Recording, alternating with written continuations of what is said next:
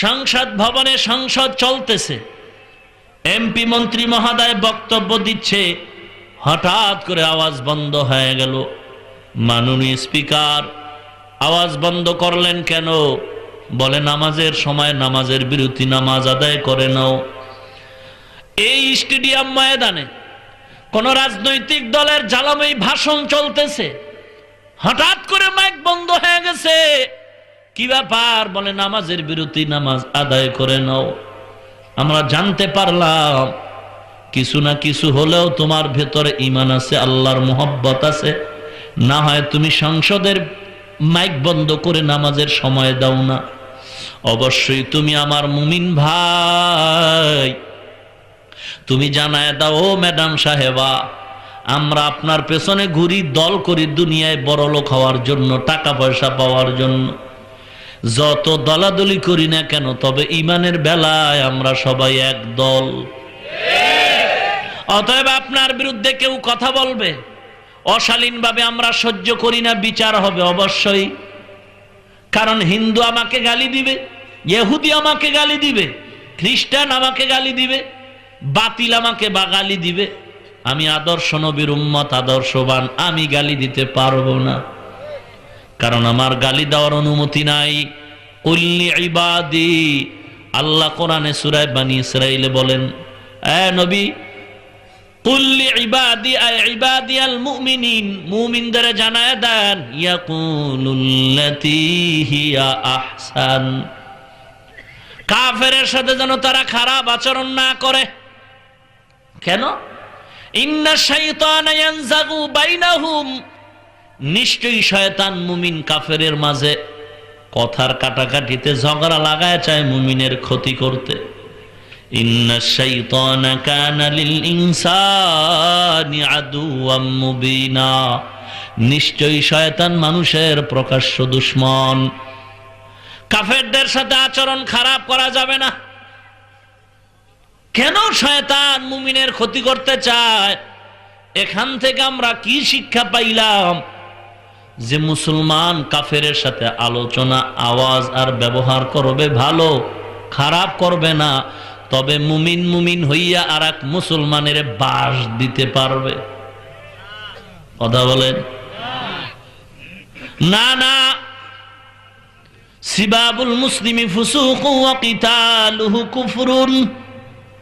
পয়গম্বর বলেন, হে উম্মত, মুমিন মুমিনকে গালাগালি করা পাপিষ্টের কাজ, এক মুমিন আর এক মুমিনের বিরুদ্ধে যুদ্ধ করা বেদিনদের কাজ।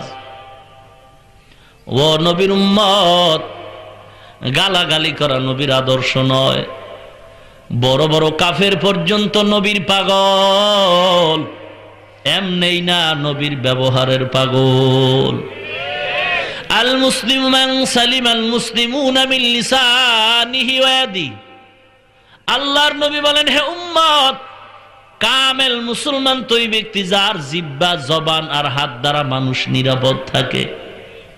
অমুসলমান শত্রুকেও যদি কিছু বলতে চাও, শালীন ভাষায় বলো, অশালীন কথা বলবা না। ইমাম আবু হানিফা তোমার কোনো ক্ষতি করে নাই, লোকটা জীবনে পর্দা করে না, নামাজ পড়তো না, আজকে আল্লাহর বান্দা, তাবলিগের সোয়াবে নামাজি দাড়িওয়ালা হয়ে গেছে। লোকটা জীবনে আল্লাহ চিনত না, হক্কানি কোনো পীরের হাতে মুরিদ হইয়া, বায়াত হইয়া আল্লাহর বান্দা এখন দাড়িওয়ালা, নামাজি, হালাল খানেওয়ালা হয়ে গেছে, এখন আর হারাম খায় না।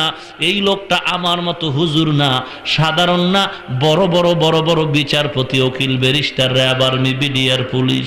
আজকে দেখো যারা কোটি কোটি টাকা চুরি করত সরকারের সম্পদ, টঙ্গীর ময়দানে 3 দিনের বয়ান শোনার পর বান্দা এখন এমন আল্লাহর গোলাম হয়ে গেছে, এখন চুরি করবে দূরের কথা, কোটি কোটি সম্পদ সরকারের হেফাজত করে। এখন তুমি গালাগালি করো, তাবলিগওয়ালারা জাহান্নামী, পীর মুরিদিওয়ালারা জাহান্নামী, এটা কোরআনে নাই। নাই নাই কেন বলো? তুমি বলো আমি পাই নাই, কারণ তুমি যদি নাও পাও আমি পেয়েছি। মুসলমান ইমানদার তুমি কেন পাও না? জবাব হলো জালিকাল কিতাব। তুমি না পাওয়ার জবাব জালিকাল কিতাব। তার মানে কোরআন তো আমাদের হাতের মুঠোয়, কোরআন তো এই, কোরআন তো ওই না, তাহলে হাজাল কিতাব হওয়া দরকার। জালিকাল কিতাব কেন হলো? অনেক জবাবের একটা জবাব, যদিও কোরআন তোমার সামনে লফজান দেখতেছ, কোরআনের মানা দেখতেছো, কোরআনের হেকমত, হাকিকত, মারেফত এগুলো তোমার জেহেন থেকে অনেক অনেক অনেক অনেক দূরে, যে কারণে তুমি পীর মুরিদি কোরআনে পাও না। আমরা পীর মুরিদি আলহামদু সূরার মধ্যেই পাই। কয় কেমনে পাও, কেমনে পাও? বলে পাওয়ার জন্য দরজা খুলো, তালা লাগবে, তালা লাগানো চাবি লও। 1 নাম্বার চাবির নাম মুজাহাদা, 2 নাম্বার চাবির নাম মুরাকাবা, 3 নাম্বার চাবির নাম মুশাহাদা। চাবিগুলো কই পাবি, কই পাবি? চাবি যদি নিতে চাও তাড়াতাড়ি চাবিওয়ালার কাছে যাও। কুনু মা'আস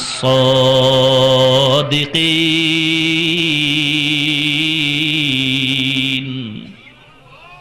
আরো আস্তে করে বলেন। মুসলমান নবীর উম্মত,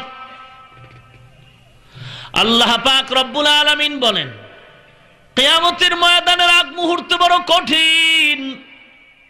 সিরিয়া নামে একটা জমিন আসেনি? আল্লাহ পাক ওই জমিনের মধ্যে আদালত কায়েম করবেন, বিচারালয় হবে সিরিয়ার জমিন। আল্লাহ পাক রব্বুল আলামিন সে জমিনের মধ্যে আদালত কায়েম করে বসবেন। আল্লাহ অর্ডার করবে, ইসরাফিল সিংহায় ফুৎকার দাও। এই ফুৎকারে জমিনগুলো ফার ফেরে টুকরো টুকরো হয়ে যাবে, পাহাড়গুলো তুলার মতো উঠতে থাকবে।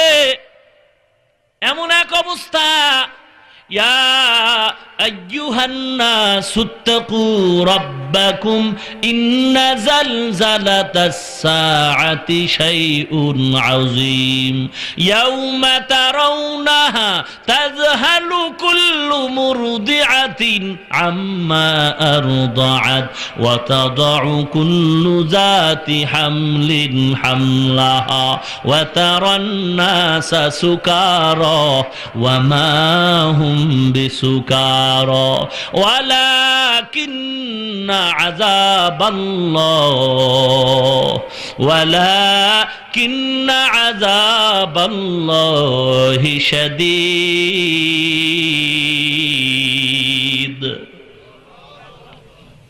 আরো জোরে বলেন আল্লাহু আকবার। আল্লাহু আকবার মানে আল্লাহ সবার ছোট। কত বড়? বাইতুল মুকাররমের মিনারার মতো বড়। এ বান্দা, আল্লাহ কত বড়? ও লেখক তুমি লেখো, আল্লাহ কত বড়? এ বক্তা তুমি বয়ান করো, আমার আল্লাহ কত বড়? এমন একটা সময় আসবে তোমার হায়াত শেষ হবে, বক্তব্য শেষ হবে, লেখকের কলম শেষ, কাগজ শেষ, কালিও শেষ, তারপরও আল্লাহ পাকের বরত্ব শেষ করা যাবে না। আল্লাহ যত বড়, তার মায়া, তার দয়া তত বড়। আল্লাহ যত বড়, তার করুণা তত বড়।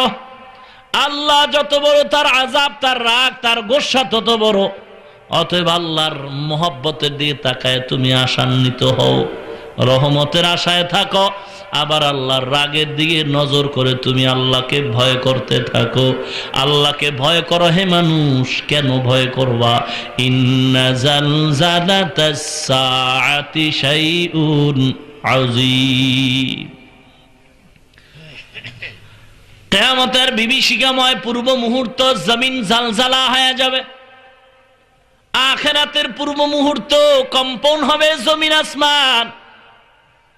বড় কঠিন আওয়াজ। ইয়াউমা তারাউনাহা তাযহালু কুল্লু মুরদিআতিন আম্মা আরদাত। এমন এক অবস্থা হবে, আওয়াজ বাড়তে বাড়তে বাড়তে বাড়তে মানুষের কানগুলো ফেটে যাবে, মানুষগুলো বেহুশ হয়ে যাবে। এজন্য পৃথিবীর কয়েকটা রাষ্ট্রের মধ্যে মাইক ব্যবহার করার নিষেধ আছে। কারণ মাইকের আওয়াজে মানুষের ক্ষতি হয়, মোবাইলের রিংটোনটা পর্যন্ত নিষেধ, কারণ মানুষের ক্ষতি হয়। আওয়াজ এমন একটা বিকট, এমন একটা অবস্থা, বাচ্চা ঘুমায় আছে, হঠাৎ করে একটা আওয়াজ দিবেন, ভয়ে লাফ দিয়ে উঠা যায়।